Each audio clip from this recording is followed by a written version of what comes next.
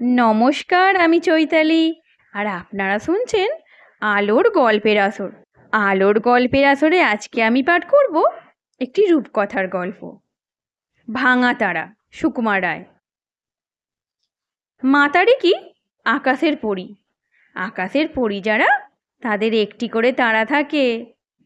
মাতারি কি তার তারাটিকে রোজ সকালে শিশির দিয়ে ধুয়ে মেজে এমনি চকচকে করে সাজিয়ে রাখতো যে রাত্রিবেলা সবার আগে তার উপরেই লোকের চোখ পড়তো, আর সবাই বলতো কি সুন্দর। তাই শুনে শুনে আর সব আকাশপরীদের ভারী হিংসা হতো। তানি হচ্ছেন গাছের দেবতা।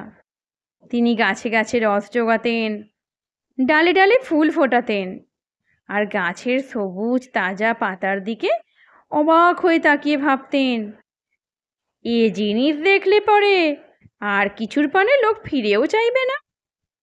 কিন্তু লোকেরা গাছের উপর দিয়ে বারবার কেবল মাতারিকির তারা দেখত, আর কেবল তার কথাই বলতো। তানের বড় রাগ হলো। সে বলল, আচ্ছা, তারার আলো আর কতদিন? দুদিন বাদই ঝাপসা হয়ে আসবে। কিন্তু যত দিন যায় তারা ততই উজ্জ্বল আর ততই সুন্দর হয়, আর সবাই তার দিকে ততই বেশি করে তাকায়। একদিন অন্ধকার রাত্রে যখন সবাই ঘুমের ঘোরে স্বপ্ন দেখছে, তখন তানে চুপি চুপি দুজন আকাশপরীর কানে কানে বলল, এসো ভাই, আমরা সবাই মিলে মাতারিকিকে মেরে তারাটাকে পেরে আনি। পরীরা বলল, চুপ চুপ, মাতারিকি জেগে আছেন।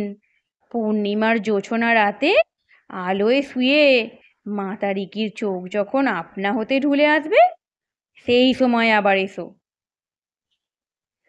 এসব কথা কেউ শুনল না। শুনল খালি জলের রাজার ছোট্ট একটি মেয়ে। রাজার মেয়ে রাত্রি হলেই সেই তারাটির ছায়া নিয়ে খেলতে খেলতে জলের নিচে ঘুমিয়ে পড়ত, আর মাতারিকির স্বপ্ন দেখত। দুষ্টু পরীর কথা শুনে তার দু চোখ ভরে জল আসলো। এমন সময় দক্ষিণ হাওয়া আপন মনে গুনগুনিয়ে জলের ধারে এসে পড়ল। রাজার মেয়ে আস্তে আস্তে ডাকতে লাগলো, দক্ষিণ হাওয়া, শুনেছ? ওরা মাতারিকিকে মারতে চায়। শুনে দক্ষিণ হাওয়া হায় হায় বলে কেঁদে উঠল। রাজার মেয়ে বলল, চুপ চুপ, এখন উপায় কি বলো তো? তখন তারা দুজনে পরামর্শ করলো যে মাতারিকিকে জানাতে হবে সে যেন পূর্ণিমার রাতে জেগে থাকে। ভোর না হতে দক্ষিণ হাওয়া রাজার মেয়ের ঘুম ভাঙিয়ে বলল, এখন যেতে হবে। সূর্য তখন স্নানটি সেরে সিঁদুর মেখে সোনার সাজে পূবের দিকে দেখা দিচ্ছেন। রাজার মেয়ে তার কাছে আবদার করল, আমি আকাশের দেশে বেড়াতে যাব। সূর্য তার একখানি সোনালি কিরণ ছড়িয়ে দিলেন। সেই কিরণ বেয়ে বেয়ে রাজার মেয়ে উঠতে লাগলো। সকালবেলার কুয়াশা দিয়ে দক্ষিণ হাওয়া তাকে ঘিরে ঘিরে চারদিকেতে ঢেকে রাখলো। এমনি করে রাজার মেয়ে মাতারিকির বাড়িতে গিয়ে সব খবর বলে আসলো। মাতারিকি কি করবে? সে বলল, আমি আর কোথায় যাব? পূর্ণিমার রাতে এখানেই পাহারা দিব, তারপর যা হয় হবে। রাজার মেয়ে ঝাপসা মেঘের আড়াল দিয়ে বৃষ্টি বেয়ে নেমে আসলেন। তারপর পূর্ণিমার রাতে তানে আর সেই দুষ্টু পরীরা ছুটে বেরুলো মাতারিকির তারা ধরতে। মাতারিকি দুহাত দিয়ে তারাটিকে আঁকড়ে ধরে প্রাণের ভয়ে ছুটতে লাগলো। ছুট ছুট ছুট, আকাশের আলোর নিচে ছায়াপথে ছায়ায় ছায়ায় নিঃশব্দে ছুটাছুটি আর লুকোচুরি। দক্ষিণ হাওয়া স্তব্ধ হয়ে দেখতে লাগলো। রাজার মেয়ে রাত্রি জেগে অবাক হয়ে তাকিয়ে রইল। তারায় তারায় আকাশ পড়ি, কিন্তু মাতারিকি যার কাছেই যায় সেই তাকে দূর দূর করে তাড়িয়ে দেয়। ছুটতে ছুটতে মাতারিকি হাঁপিয়ে পড়ল, আর সে ছুটতে পারে না। এখন তার মনে হলো, জলের দেশের রাজার মেয়ে আমায় বড় ভালোবাসে, তার কাছে লুকিয়ে থাকি। মাতারিকি ঝুপ করে জলে পড়ে ডুব ডুব ডুব একেবারে জলের তলায় ঠান্ডা কালো ছায়ার নিচে লুকিয়ে রইল। রাজার মেয়ে অমনি তাকে শ্যাওলায় ঢেকে আড়াল করলো। সবাই তখন খুঁজে সারা, কোথায় গেল কোথায় গেল? একদিন একজন পরী বলে উঠল, ওই ওখানে জলের নিচে।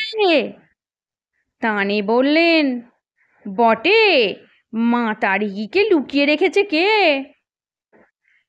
রাজার মেয়ের বুকের মধ্যে দূর দূর করে কেঁপে উঠল, কিন্তু সে কোনো কথা বলল না। তখন তানি বলল, আচ্ছা দাঁড়াও, আমি এর উপায় করছি। তখন সে জলের ধারে নেমে এসে হাজার গাছের শিকড় মেলে সোঁ সোঁ করে জল টানতে লাগলো। তখন মাতারিকি জল ঝেড়ে উঠে আসলো।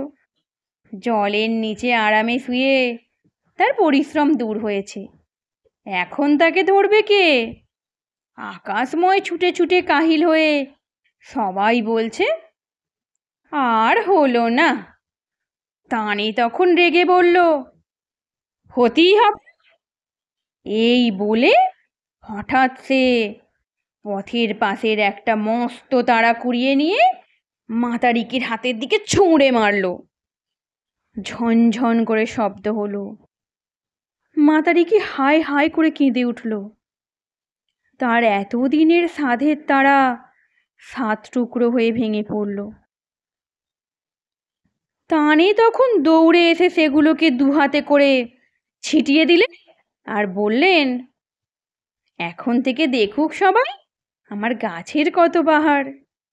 দুষ্টু পরীরা হো হো করে হাসতে লাগলো। এখনো যদি দক্ষিণ হাওয়ার দেশে যাও, দেখবে সেই ভাঙা তারার 7টি টুকরো আকাশের একই জায়গায় ঝিকমিক করে জ্বলছে। ঘুমের আগে রাজার মেয়ে এখনো তার ছায়ার সঙ্গে খেলা করে, আর জোছনা রাতে দক্ষিণ হাওয়ায় মাতারিকি দীর্ঘ নিঃশ্বাস শোনা যায়। আজকের গল্প এখানেই সমাপ্ত। গল্পটি কেমন লাগলো কমেন্টসে জানাতে ভুলবেন না। ধন্যবাদ।